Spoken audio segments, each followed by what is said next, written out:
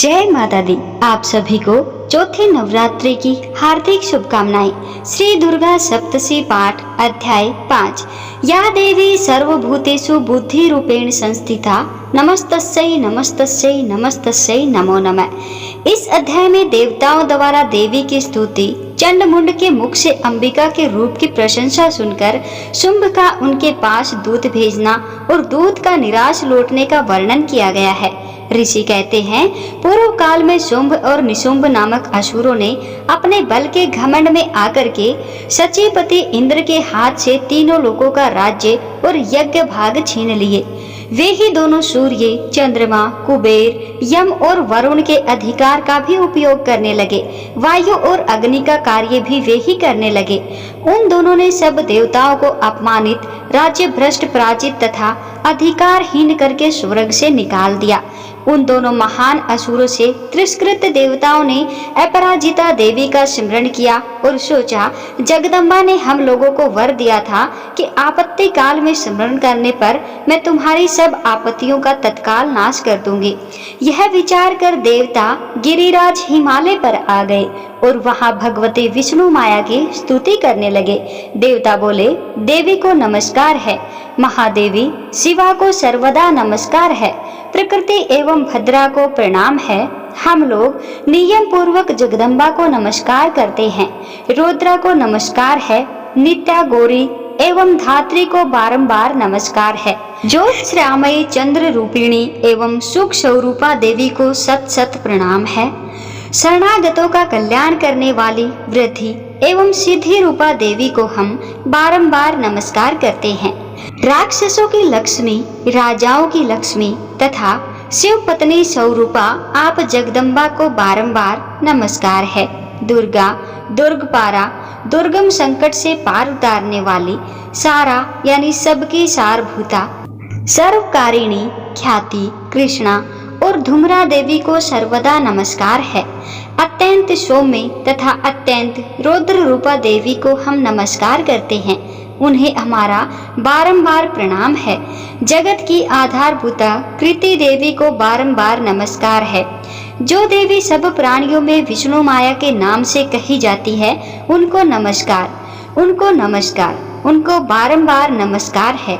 जो देवी सब प्राणियों में चेतना कहलाती है, उनको नमस्कार है, उनको बारंबार नमस्कार है। जो देवी सब प्राणियों में बुद्धि रूप में स्थित है, उनको नमस्कार है, उनको बारंबार नमस्कार है। जो देवी सब प्राणियों में निद्रा रूप में स्थित है, उनको नमस्कार है, उनको नमस्कार, उनको बारंबार नमस्कार है। जो देवी सब प्राणियों में क्षुधा रूप में स्थित है, उनको नमस्कार, उनको नमस्कार, उनको बारंबार नमस्कार है। जो देवी सब प्राणियों में छाया रूप से स्थित है, उनको नमस्कार है, उनको बारंबार नमस्कार है। जो देवी सब प्राणियों में शक्ति रूप से स्थित है, उनको नमस्कार है, उनको नमस्कार है, उनको बारंबार नमस्कार है। जो देवी सब प्राणियों में तृष्णा रूप में स्थित है, उनको नमस्कार, उनको नमस्कार, उनको बारंबार नमस्कार है। जो देवी सब प्राणियों में शांति यानी क्षमा रूप में स्थित है, उनको नमस्कार, उनको नमस्कार, उनको बारंबार नमस्कार है। जो देवी सब प्राणियों में जाति रूप से स्थित है, उनको नमस्कार, उनको बारंबार नमस्कार है। जो देवी सब प्राणियों में लज्जा रूप से स्थित है, उनको नमस्कार, उनको नमस्कार, उनको बारंबार नमस्कार है। जो देवी सब प्राणियों में शांति रूप में स्थित है, उनको नमस्कार, उनको नमस्कार, उनको बारंबार नमस्कार है। जो देवी सब प्राणियों में श्रद्धा रूप में स्थित है, उनको नमस्कार, उनको नमस्कार, उनको बारंबार नमस्कार है। जो देवी सब प्राणियों में कांति रूप में स्थित है, उनको नमस्कार, उनको नमस्कार, उनको बारंबार नमस्कार है। जो देवी सब प्राणियों में लक्ष्मी रूप में स्थित है, उनको नमस्कार, उनको बारंबार नमस्कार है। जो देवी सब प्राणियों में वृत्ति रूप में स्थित है, उनको नमस्कार, उनको बारंबार नमस्कार है। जो देवी सब प्राणियों में स्मृति रूप में स्थित है, उनको नमस्कार, उनको नमस्कार, उनको बारंबार नमस्कार है। जो देवी सब प्राणियों में दया रूप में स्थित है, उनको नमस्कार, उनको नमस्कार, उनको बारंबार नमस्कार है। जो देवी सब प्राणियों में तुष्टि रूप में स्थित है, उनको नमस्कार, उनको नमस्कार, उनको बारंबार नमस्कार है। जो देवी सब प्राणियों में माता रूप में स्थित है, उनको नमस्कार, उनको नमस्कार, उनको बारंबार नमस्कार है। जो देवी सब प्राणियों में भ्रांति रूप में स्थित है, उनको नमस्कार, उनको नमस्कार, उनको बारंबार नमस्कार है। जो जीवों के इंद्रिय वर्ग की अधिष्ठात्री देवी एवं सब प्राणियों में सदा व्याप्त रहने वाली है, उन व्याप्ति देवी को बारंबार नमस्कार है। जो देवी चैतन्य रूप से इस संपूर्ण जगत को व्याप्त करके स्थित है, उनको नमस्कार, उनको नमस्कार, उनको बारंबार नमस्कार है। पूर्व काल में अपने अभिष्ट की प्राप्ति होने से देवताओं ने जिनकी स्तुति की तथा देवराज इंद्र ने बहुत दिनों तक जिनका सेवन किया, वह कल्याण की साधन भूता ईश्वरी हमारा कल्याण और मंगल करे तथा सारी आपत्तियों का नाश कर डाले। उदंड दैत्यों से सताए हुए हम सभी देवता जिन परमेश्वरी को इस समय नमस्कार करते हैं तथा जो भक्ति से विनम्र पुरुषों द्वारा स्मरण की जाने पर तत्काल ही संपूर्ण विपत्तियों का नाश कर देती है, वे जगदम्बा हमारा संकट दूर करे। ऋषि कहते हैं, हे राजन, इस प्रकार जब देवता स्तुति कर रहे थे, उस समय पार्वती देवी गंगा जी के जल में स्नान करने के लिए वहां आई। उन सुंदर बोहों वाली भगवती ने देवताओं से पूछा, आप लोग यहाँ किसकी स्तुति करते हैं? तब उन्हीं के शरीर कोश से प्रकट हुई शिवा देवी बोली, शुंभ दैत्य से तिरस्कृत और युद्ध में निशुंभ से पराजित हो यहाँ एकत्रित हुए ये समस्त देवता यह मेरी ही स्तुति कर रहे हैं। पार्वती जी के शरीर कोश से अंबिका का प्रादुर्भाव हुआ। ये वे समस्त लोकों में कौशिकी कही जाती है। कौशिकी के प्रकट होने के बाद पार्वती देवी का शरीर काले रंग का हो गया, अतः वे हिमालय पर रहने वाली कालिका देवी के नाम से विख्यात हुई। तदंतर शुंभ निशुंभ के भृत्य चंडमुंड वहां आए और उन्होंने परम मनोहर रूप धारण करने वाली अंबिका देवी को देखा। फिर वे शुंभ के पास जाकर बोले, चंडमुंड बोले, महाराज, एक अत्यंत मनोहर स्त्री है जो अपनी दिव्य कांति से हिमालय को प्रकाशित कर रही है। वैसा उत्तम रूप कहीं किसी ने नहीं देखा होगा। असुरेश्वर, पता लगाइए वह देवी कौन है और उसे ले लीजिए। स्त्रियों में तो वह रत्न है, उसका प्रत्येक अंग बहुत ही सुंदर है तथा वह अपने श्री अंगों की प्रभा से संपूर्ण दिशाओं में प्रकाश फैला रही है। दैत्यराज, अभी वह हिमालय पर ही मौजूद है, आप उसे देख सकते हैं। प्रभु, तीनों लोकों में मणि, हाथी और घोड़े आदि जितने भी रत्न हैं, वे इस समय आपके घर में शोभा पाते हैं।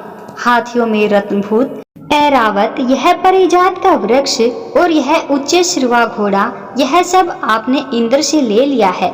हंसों से जीता हुआ विमान भी आपके आंगन में शोभा पाता है।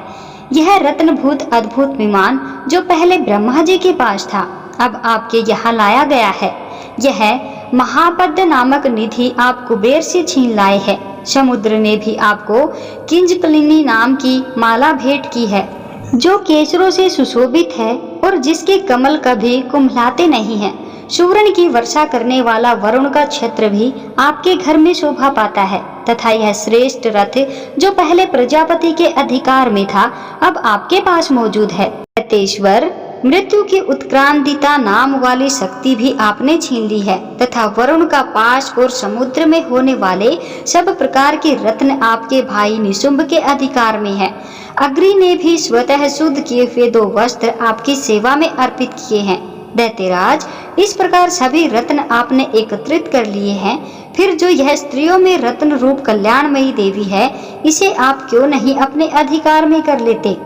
ऋषि कहते हैं, चंडमुंड का यह वचन सुनकर शुंभ ने महादैत्य सुग्रीव को दूत बना करके देवी के पास भेजा और कहा, तुम मेरी आज्ञा से उसके सामने ये बातें कहना और ऐसा उपाय करना जिससे वो प्रसन्न होकर के वह शीघ्र ही यहाँ आ जाए।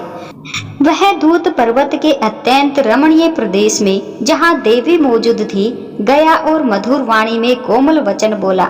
दूत बोला, देवी, दैत्यराज शुंभ इस समय तीनों लोकों के परमेश्वर हैं।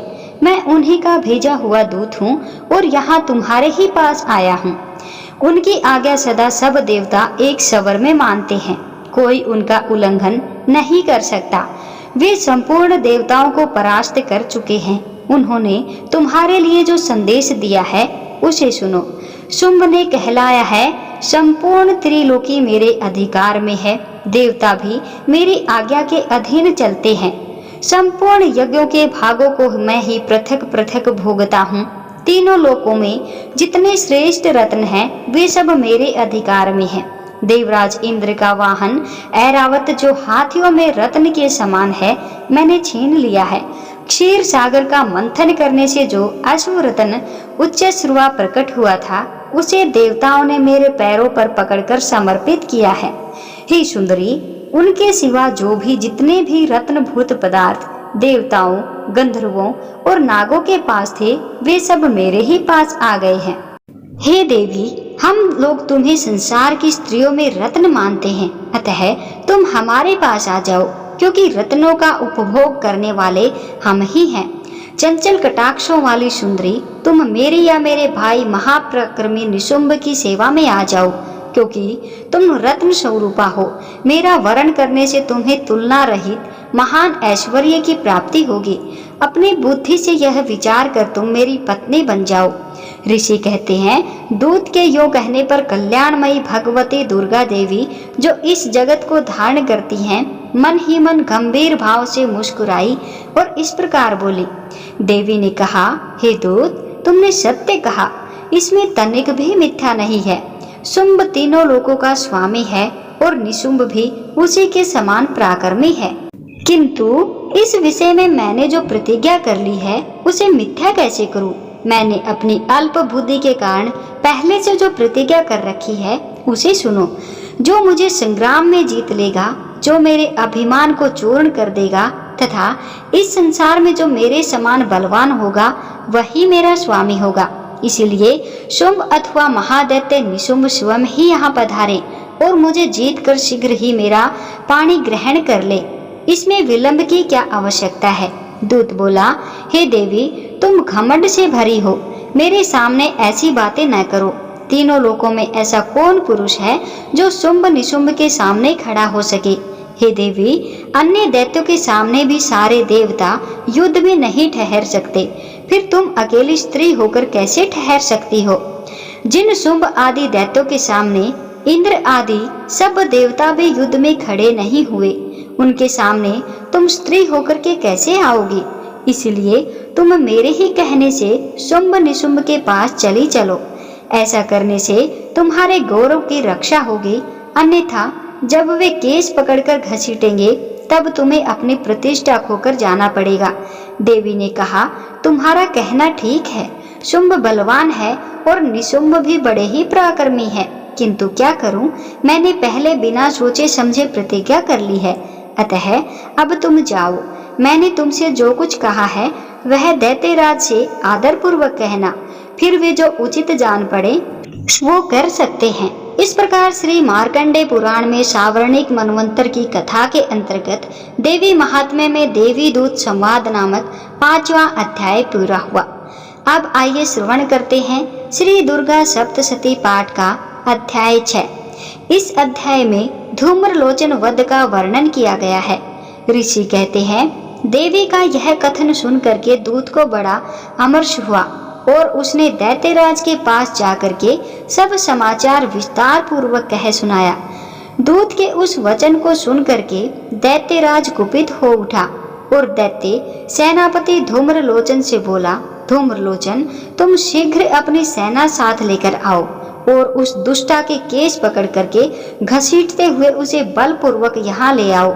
उसकी रक्षा करने के लिए यदि कोई दूसरा खड़ा हो तो वह देवता, यक्ष अथवा गंधर्व ही क्यों न हो, उसे अवश्य मार डालना। ऋषि कहते हैं, शुंभ के इस प्रकार आज्ञा देने पर वह धूम्रलोचन दैत्य 60,000 असुरों की सेना को साथ लेकर के वहां से तुरंत चल दिया। वहां पहुंचकर उसने हिमालय पर रहने वाली देवी को देखा और ललकार कर कहा, अरे तू शुंभ निशुंभ के पास चल। यदि इस समय प्रसन्नता पूर्वक मेरे स्वामी के समीप नहीं चलेगी तो मैं बलपूर्वक घसीटते हुए तुम्हें यहाँ से ले चलूंगा। देवी बोली, तुम्हें दैत्यों के राजा ने भेजा है, तुम स्वयं भी बलवान हो और तुम्हारे साथ विशाल सेना भी है। ऐसी दशा में यदि मुझे बलपूर्वक ले चलोगे तो मैं तुम्हारा क्या कर सकती हूँ। ऋषि कहते हैं, देवी के यूं कहने पर असुर धूम्रलोचन उनकी ओर दौड़ा। तब अंबिका ने शब्द के उच्चारण मात्र से उसे भस्म कर दिया। फिर तो क्रोध से भरी हुई दैत्यों की विशाल सेना और अंबिका ने एक दूसरे पर तीखे सहायकों, शक्तियों तथा फर्शों की वर्षा आरंभ की। इतने में ही देवी का वाहन सिंह क्रोध में भयंकर भयंकर गर्जना करके गर्दन के बालों को हिलाता हुआ असुरों की सेना में कूद पड़ा। उसने कुछ दैत्यों को पंजों की मार से, कितनों को अपने जबड़ों से और कितने ही महादैत्यों को पटक कर ओट की दांतों से घायल करके मार डाला। उस सिंह ने अपने नखों से कितनों के पेट फाड़ डाले और कितनों के सिर धड़ से अलग कर दिए, कितनों की भुजाएं और मस्तक काट डाले तथा अपनी गर्दन के बाल हिलाते हुए उसने दूसरे दैत्यों के पेट फाड़कर उनका रक्त चूस लिया। अत्यंत क्रोध में भरे हुए देवी के वाहन उस महाबली सिंह ने क्षण भर में ही असुरों की सारी सेना का संहार कर डाला। शुंभ ने जब सुना कि देवी ने धूम्रलोचन असुर को मार डाला है तथा उसके सिंह ने सारी सेना का सफाया कर डाला है, तब उस दैत्यराज का बड़ा क्रोध हुआ। उसका होठ कांपने लगा। उसने चंड मुंड नामक 2 महादैत्यों की आज्ञा दी कि हे चंड और हे मुंड, तुम लोग बहुत बड़ी सेना लेकर वहां जाओ। उस देवी के केस पकड़कर अथवा उसे बांधकर शीघ्र यहाँ ले आओ। यदि इस प्रकार उसको लाने में संदेह हो तो युद्ध में सब प्रकार के अस्त्र शस्त्रों तथा समस्त आसुरी सेना का प्रयोग करके उसकी हत्या कर डालना। उस दुष्टा की हत्या होने तथा सिंह के भी मारे जाने पर उस अंबिका को बांधकर साथ लेकर शीघ्र ही लौट आना। इस प्रकार श्री मार्कंडेय पुराण में सावर्णिक मनवंतर की कथा के अंतर्गत देवी महात्म्य ने धूम्रलोचन वध नामक 6वां अध्याय पूरा हुआ। आइए अब श्रवण करते हैं श्री दुर्गा सप्तशती पाठ का अध्याय 7। इस अध्याय में चंड और मुंड के वध का वर्णन किया गया है। ऋषि कहते हैं, तदंतर शुंभ की आज्ञा पाकर वे चंड मुंड आदि दैत्य चतुरंगिणी सेना के साथ अस्त्र शस्त्रों से सुसज्जित होकर चल दिए। फिर गिरिराज हिमालय के सुमरणमय ऊंचे शिखर पर पहुंचकर उन्होंने सिंह पर बैठी देवी को देखा। वे मंद मंद मुस्कुरा रही थी। उन्हें देखकर दैत्य लोग तत्परता को पकड़ने का उद्योग करने लगे। किसी ने धनुष तान लिया तो किसी ने तलवार संभाली और कुछ लोग देवी के पास आकर के खड़े हो गए। तब अंबिका ने उन स्त्रियों के प्रति बड़ा क्रोध किया। उस समय क्रोध के कारण उनका मुख काला पड़ गया, ललाट में बोहें टेढ़ी हो गई और वहां से तुरंत विकराल मुखी काली प्रकट हुई जो तलवार और पास लिए हुए थी। वे विचित्र खड़ांग धारण किए और चीते के चर्म की साड़ी पहने नरमुंडों की माला से विभूषित थे। उनके शरीर का मांस सूख गया और केवल हड्डियों का ढांचा था, जिससे वे अत्यंत भयंकर जान पड़ती थी। उनका मुख बहुत ही विशाल था। जीभ लपलपाने के कारण वे और भी डरावनी प्रतीत होती थी। उनकी आंखें भीतर ओर धसी हुई और कुछ लाल थी। वे अपनी भयंकर गर्जना से संपूर्ण दिशाओं को गूंजा रही थी। बड़े बड़े दैत्यों का वध करती हुई वे कालिका देवी बड़े वेग से दैत्यों की उस सेना पर टूट पड़ी और उन सबको भक्षण करने लगी। वे पार्श्व रक्षकों, अंकुशधारी महावतों, योद्धाओं और घंटा सहित कितने ही हाथियों को एक ही हाथ में पकड़कर मुंह में डाल लेती थी। घोड़े, रथ और सारथी के साथ रथी सैनिकों को मुंह में डालकर वे उन्हें बड़े भयानक रूप से चबा डालती थी। किसी के बाल पकड़ लेती, किसी का गला दबा देती, किसी को पैरों से कुचल डालती, किसी को छाती से धक्के से गिराकर मार डालती। वे असुरों के छोड़े हुए बड़े बड़े अस्त्र शस्त्र मुंह में पकड़ लेती और रोष में भरकर उनको दांतों से पीस डालती। काली ने बलवान एवं दुरात्मा दैत्यों की वह सारी सेना रोंद डाली, खा डाली और कितनों को मार भगाया। कोई तलवार के घाट उतारे गए, कोई खड़ंग से पीटे गए और कितने ही असुर दांतों के अग्रभाग से कुचले जाकर मृत्यु को प्राप्त हुए। इस प्रकार देवी ने असुरों की उस सारी सेना को क्षण भर में मार गिराया। यह देख चंड उन अत्यंत भयानक काली देवी की ओर दौड़ा तथा महादैत्य मुंड ने भी अत्यंत भयंकर बाणों की वर्षा से तथा हजारों बार चलाए हुए चक्रों से उनका भयानक नेत्रों वाली देवी को आच्छादित कर दिया। वे अनेकों चक्र देवी के मुख में समाते हुए जान पड़े, मानो सूर्य के बहुतारे मंडल बादलों के उदर में प्रवेश कर रहे हों। तब भयंकर गर्जना करने वाली काली ने अत्यंत रोष में भर करके विकट अट्टहास किया। उस समय उनके विकराल वदन के भीतर कठिनता से देखे जा सकने वाले दांतों की प्रभा से वे अत्यंत उज्जवल दिखाई देती थी। देवी ने बहुत बड़ी तलवार हाथ में लेकर के हम शब्द का उच्चारण करके चंड पर धावा किया और उसके केस पकड़कर उसी तलवार से उसका मस्तक काट डाला। चंड को मारा गया देखकर मुंड भी देवी की ओर दौड़ा। तब देवी ने रोष में भर करके उसे भी तलवार से घायल करके धरती पर सुला दिया। महापराक्रमी चंड और मुंड को मारा गया देखकर मरने से बची हुई बाकी सेना भय से व्याकुल हो चारों ओर भाग गई। तदंतर काली ने चंड और मुंड का मस्तक हाथ में लेकर चंडिका के पास जाकर प्रचंड अट्टहास करते हुए कहा, देवी, मैंने चंड और मुंड नामक इन दो महापुरुषों को तुम्हें भेंट किया है। अब युद्ध यज्ञ में तुम शुंभ और निशुंभ का स्वयं ही वध करना। ऋषि कहते हैं, वहां लाए हुए उन चंड मुंड नामक महादैत्यों को देखकर कल्याणमयी चंडी ने काली से मधुर वाणी में कहा, हे देवी, तुम चंड और मुंड को लेकर मेरे पास आई हो, इसीलिए संसार में चामुंडा के नाम से तुम्हारी ख्याति होगी, तुम चामुंडा के नाम से प्रसिद्ध होगी। इस प्रकार श्री मार्कंडेय पुराण में सावर्णिक मनवंतर की कथा के अंतर्गत देवी महात्म्य में चंड मुंड वध नामक 7वां अध्याय पूरा हुआ। आइए अब श्रवण करते हैं श्री दुर्गा सप्तशी पाठ का अध्याय 8। महर्षि मेधा ने कहा, चंड और मुंड नामक असुरों के मारे जाने से और बहुत सी सेना के नष्ट हो जाने से असुरों के राजा प्रतापी शंभु ने क्रोध युक्त हो करके अपनी संपूर्ण सेना को युद्ध के लिए तैयार होने की आज्ञा दी। उसने कहा, अब उदायुध नामक 86 असुर सेनापति अपनी सेनाओं के साथ युद्ध के लिए जाएं और कंबु नामक 84 सेनापति भी युद्ध के लिए जाएं। इसके अलावा कोटि वीर्य नामक 50 सेनापति और धूम्रकुल नाम के 100 सेनापति प्रस्थान करें। कालक, दोहृदय, मौर्य और कालकेय ये दैत्य भी मेरी आज्ञा से सजकर युद्ध के लिए कूच करे।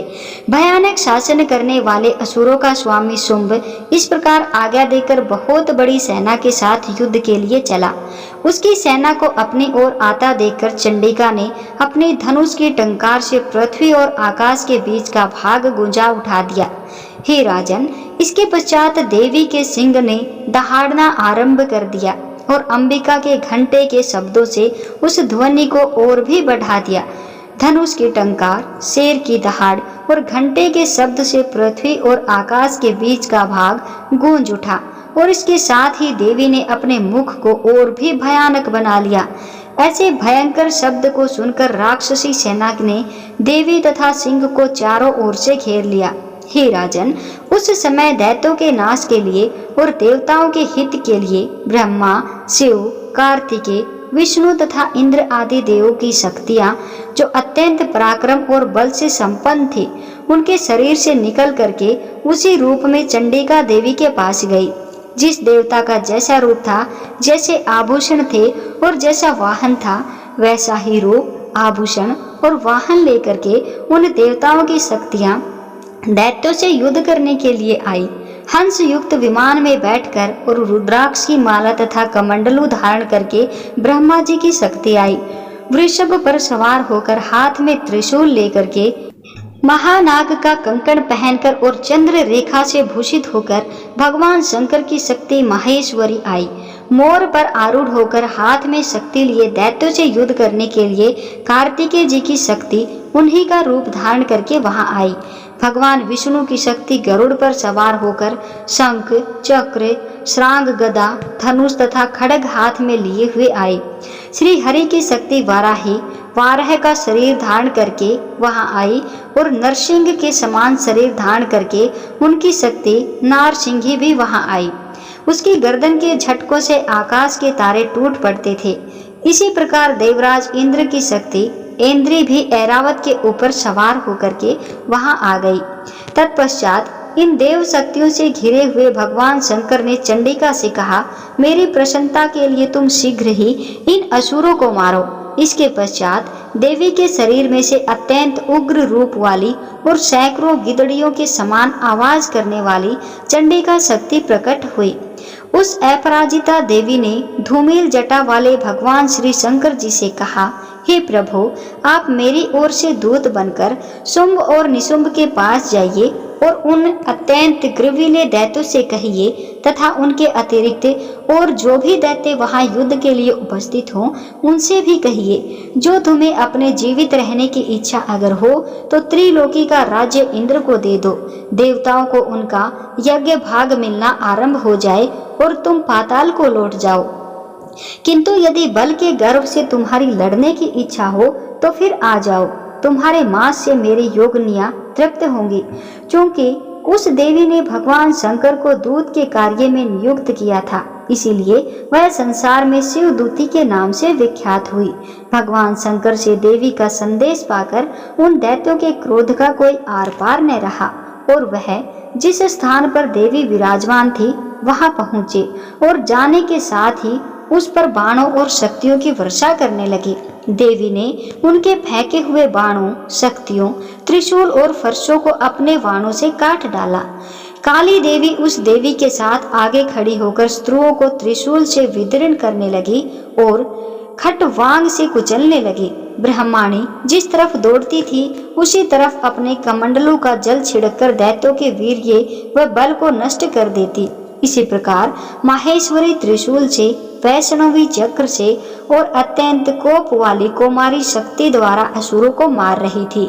ऐन्द्री के बाजू के प्रहार से सैकड़ों दैत्य रक्त की नदियां बहाते हुए पृथ्वी पर सो गए। वाराही ने कितने ही राक्षसों को अपनी थूथन द्वारा मृत्यु के घाट उतार दिया। दाढ़ों के अग्रभाग से कितने ही राक्षसों की छाती को चीर डाला और चक्र की चोट से कितनों को ही विदीर्ण करके धरती पर डाल दिया। बड़े बड़े राक्षसों को नार सिंही अपने नखों से विदीर्ण करके भक्षण कर रही थी और सिंहनाद से चारों दिशाओं को गुंजाती हुई रणभूमि में विचर रही थी। शिवदूती के प्रचंड अट्टहास से कितने ही दैत्य भयभीत होकर के पृथ्वी पर गिर पड़े और उनके गिरते ही वह उन्हें भक्षण कर गई। इस तरह क्रोध में भरे हुए मातृ गणों द्वारा नाना प्रकार के उपायों से बड़े बड़े असुरों को मरते हुए देखकर राक्षसी सेना भाग खड़ी हुई।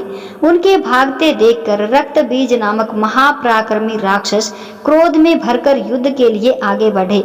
उनके शरीर से रक्त की बूंदें पृथ्वी पर गिरने लगी और जैसे ही गिरती थी तुरंत वैसा ही शरीर वाला तथा वैसा ही बलवान दैत्य पृथ्वी से उत्पन्न हो जाता था।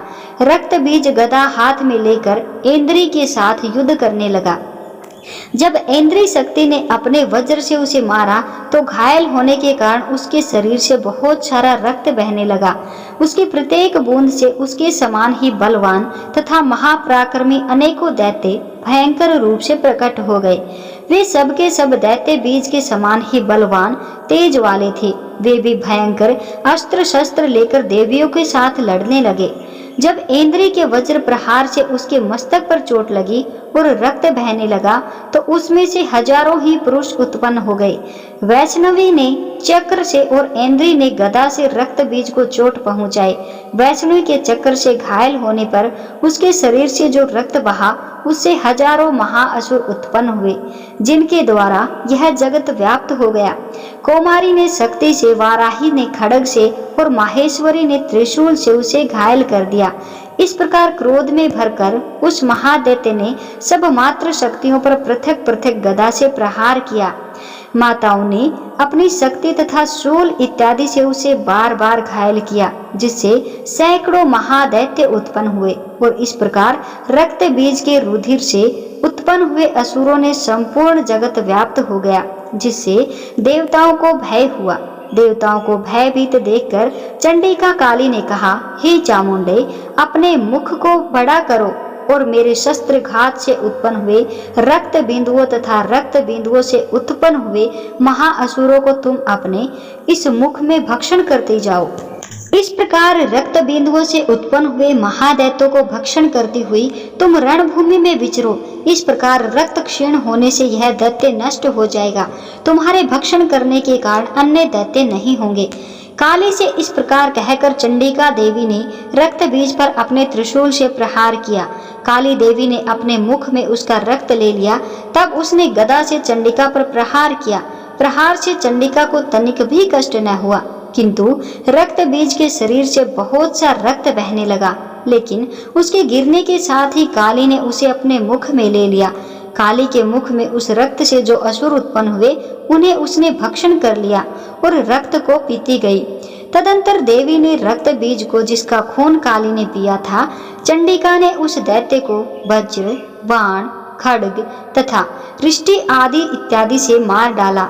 हे राजन, अनेक प्रकार के शस्त्रों से मरा हुआ और खून से वंचित वह महादैत्य रक्त बीज पृथ्वी पर गिर पड़ा। हे राजन, उसके गिरने से देवता अत्यंत प्रसन्न हुए और माताएं उन असुरों का रक्त पीने के पश्चात उद्यत होकर नृत्य करने लगी। इस प्रकार श्री मार्कंडेय पुराण में सावर्णिक मनवंतर की कथा के अंतर्गत देवी महात्म्य में रक्त बीज वध नामक 8वां अध्याय संपूर्ण हुआ। जय माता दी।